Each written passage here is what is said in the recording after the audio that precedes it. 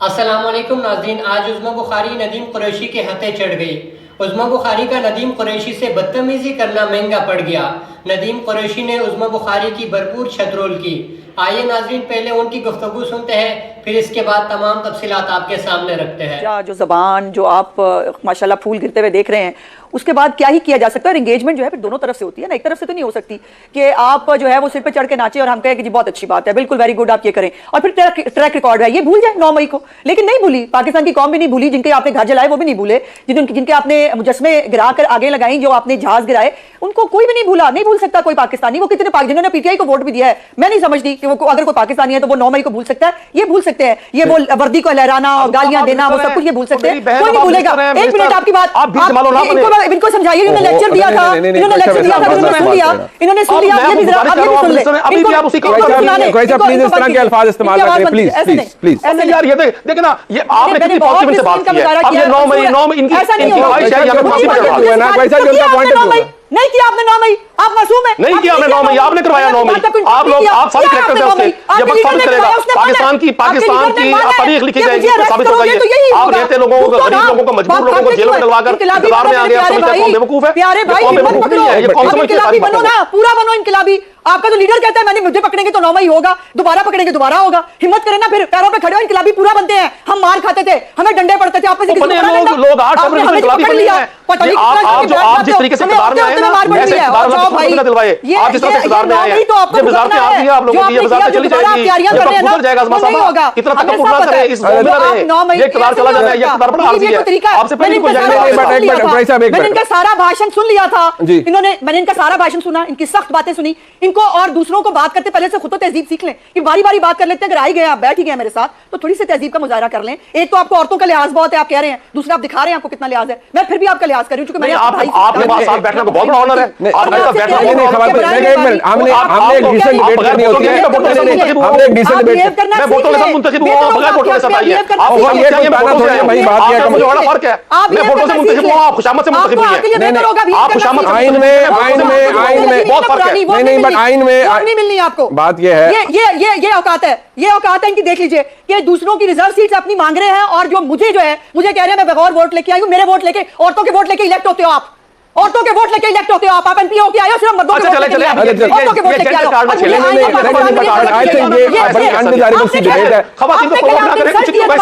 आपके शोर शराबे से कुछ भी नहीं होगा, आपके शोर से कुछ नहीं होगा। ये पॉइंट ऑफ व्यू अपना अपना आपको, you have to face it. ये कोई तरीका है? आपको बात करने की तमीज नहीं है। मैं आपकी बात सुन रही हूं। मैं अच्छा, आपसे सीखनी है मैंने तमीज, आपसे सीखनी है तमीज नहीं, लेकिन कम से कम इस तरह से बिहेव करें ना, आप लोग पार्लियामेंटेरियन हैं। सबॉर्डिनेट को सिखाएंगे। एक बार आप प्रोग्राम में बैठिए, तमीज सिखाने के लिए आई हुई है। एक बार शाइस्तगी से भी अपना पॉइंट ऑफ व्यू ले लिया जाता है। पास नहीं है ना, तो मैं सिखाऊंगी आपको। बट शाइस्तगी से अपना पॉइंट ऑफ व्यू दिया जा सकता है ना, बदकिस्मती से नहीं दिया गया। मैं अपने देख लीजिए, बस चले, बस आज़मा बुखारी साहब आपका भी और जनाब नदीम कुरैशी साहब आपका शुक्रिया अदा करता हूं। हमारा मकसद यकीनी तौर पर ये नहीं था कि हम कोई अनडिजायरेबल किस्म की डिबेट करें। ठीक है, उनका अपना पॉइंट ऑफ व्यू है, हुकूमत का 9 मई किसने किया, नदीम कुरैशी साहब का अपना पॉइंट ऑफ व्यू है। 8 फरवरी और 3 इलेक्शन के नतीजे मुरतब करने पड़े जी। 8 फरवरी मुनीब बिल्कुल ठीक है, वो निकले पूरी तारीख ऐसा कोई बहस नहीं। एक मिनट आज़मा बुखारी साहब बात है, जरा थोड़ा सा आप अपने लहजे के अंदर शाइस्तगी लाइए। वो कुरैशी साहब आपके कुलीग हैं, आप लोग पुराने कुलीग हैं ना, तो वो उनको ये एहसास नहीं हो रहा है कि आप हमारी बहन वजीर बन गई हैं तो आपके लहजे में तलखी आ गई है। जरा एहतियात करें ना थोड़ी सी। कमाल बात यह है कि मैं तो थ्रू आउट मैं मुस्कुरा भी रही हूँ, और मेरे लहजे में कतई तौर पर जाहिर है मैं शहबाज गिल जैसा शीरी लहजा नहीं है मेरे पास। फिरदौस आशिकवान, फयाज चौहान जैसे खूबसूरत गुफ्तगू मुझे नहीं आती। मैं तो मतलब आपको पता नहीं छोटा सा बंदा हूँ, मुझे इस तरह की शीरी गुफ्तगू नहीं आती जी। और मैंने कतई तौर पर अल्लाह पाक से बहुत डरने वाला शख्स हूँ मैं, और मुझे ना कभी रऊनक की सब चीजें ना बहुत सानवी हैं, हमने बहुत देखी हैं। इसलिए ये तो भाई अपनी जरा खातिर जमा रखें कि मेरे ऊपर जो है वो इस तरह से पर्सनल अगर आप बात ना करेंगे तो बेहतर होगी। मैं भी बहुत सारे जवाब दे सकती हूँ, मैं देना नहीं चाहती। फिर आप कहेंगे कि मैं शायद अपना कोई आपके ऊपर जा सकता है। मैं 2 बातें आप मुझे करनी पड़ेंगी। मुल्तान का एक जो है वो क्लिप लगाया है हमाद अजहर साहब ने भी, जो इनके जनरल सेक्रेटरी होते हैं, और पीटीआई के ऑफिशियल ट्विटर हैंडल से भी। इसको फिर मैंने कोट ट्वीट किया था। उसके अंदर आप बंदे गिनने, मुल्तान की बात कर रही हूँ, उसके अंदर बंदे गिनने अगर 20 से 25 से भी कम होंगे, ज्यादा नहीं हो सकते। जिसको उन्होंने खुद बताया है कि वो मोइन कुरैशी साहब को गालिबन जो है वो पकड़ा गया था, उनको वापस ले आए हैं। वो तो उस वक्त कह रहे हैं वापस ले आए हैं, मैं आपकी कौन सी बात पे एतबार करूं।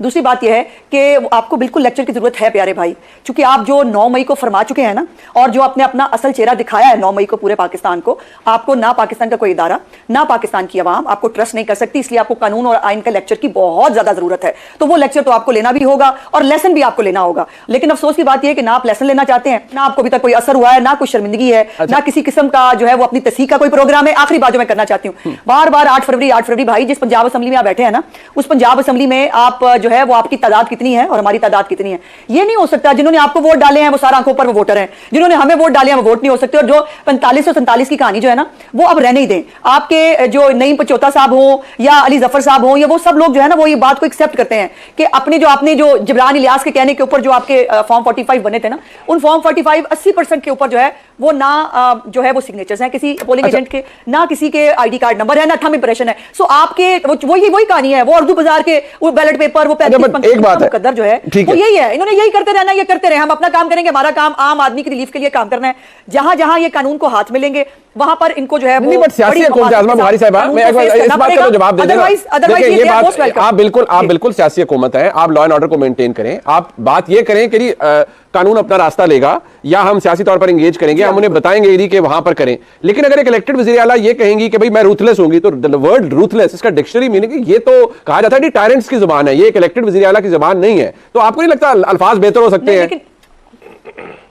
देखिए ये वही वजीर आला हैं, वही वजीर आला हैं जिन्होंने इनके बाइकआउट करने के ऊपर भी, जब पहली स्पीच की उन्होंने तब भी कहा कि मैं मिस कर रही हूँ, या काश ये होते, ये नारे लगाते मुझे अच्छा लगता। फिर वो खुद उठकर जो है वो अपोजिशन लीडर के पास गई उनकी सीट के ऊपर और उनको कहा कि मैं आपकी भी वजीर आला हूँ और मैं आप सबको साथ लेकर चलना चाहता हूँ। इन रिटर्न क्या होता है? इन रिटर्न होते हैं गंदी गालियों वाले जो है वो तकरीरें होती हैं, गंदी गालियों वाले जो है ये नारे लगाते हैं। और उसके बाद भी अगर आपको लगता है हमने कुछ चैरिटी का तो नहीं खोला हुआ ना इदारा, हम भी सियासत कर रहे हैं, हमने भी लोगों को फेस करना है। हमें अपने लोग हमारे गले पड़ते हैं कि आप इतनी शराफत दिखाते हैं, इतनी शराफत का नाजायज फायदा उठाते हैं हमारे ओपोनेंट्स। लेकिन फिर भी मैं ये कहना चाहती हूं, उन्होंने कहा कि कानून को हाथ में लेने वाले, अगर आपको अब मुनीम ये लग रहा है कि इन्हीं की बात हो रही है, यही वो लोग हैं जो कानून को हाथ में लेते हैं, तो उनके लिए तो यही। जी नाज़रीन, मुस्लिम लीग नून के पास न कोई नजरिया है, न कोई बयानिया और न ही कोई विजन। जब से ये हुकूमत में आए हैं हमेशा 9 मई का डंडोरा पीटते हैं। उनके नजदीक 9 मई इस मुल्क का सबसे बड़ा मसला है। उनको इस मुल्क में बाकी मसाइल नजर नहीं आते। महंगाई आसमान को छू रही है, आज भी पेट्रोल 4 रुपए महंगा हो चुका है और ये लोग टॉक शोज में बैठकर 9 मई का डंडोरा पीटकर आवाम को बेवकूफ बनाते हैं। अब इनके पास एक ही बयानिया है 9 मई का। अगर 9 मई को हटा दिया जाए तो मुस्लिम लीग नून के पास सिर्फ बिरयानी का प्लेट रह जाता है। बिरयानी की प्लेट से मैदे और कब्ज का मसला जन्म ले सकता है, लेकिन मुल्क का तकदीर नहीं बदल सकता। उनके पास मुल्क को चलाने के लिए कोई मनसूबाबंदी नहीं है। ये लोग हर शाम टॉक शोज में तहरीक इंसाफ पर कीचड़ उछालने के लिए बैठते हैं, बाकी इनके पास मुल्क को चलाने के लिए कोई रोड मैप मौजूद नहीं है। इनके पास सिर्फ एक ही विजन है, चोरी, करप्शन और मुखालिफिन पर कीचड़ उछालना। इसके अलावा इनके पास कोई मनसूबाबंदी नहीं है। नहीं इनके पास महंगाई को कम करने के लिए कोई मनसूबाबंदी मौजूद है और न ही इस मुल्क में बेरोजगारी को कम करने के लिए इनके पास कोई हिकमत अमली। इनके पास सिर्फ सियासी इंतकाम का फार्मूला मौजूद है जिससे ये अपने मुखालिफिन को दबाने की कोशिश करते हैं।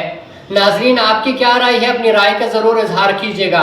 मिलते एक नई वीडियो के साथ, तब तक के लिए अपना और अपने इस चैनल का भी ख्याल रखिएगा। अल्लाह हाफ़िज़।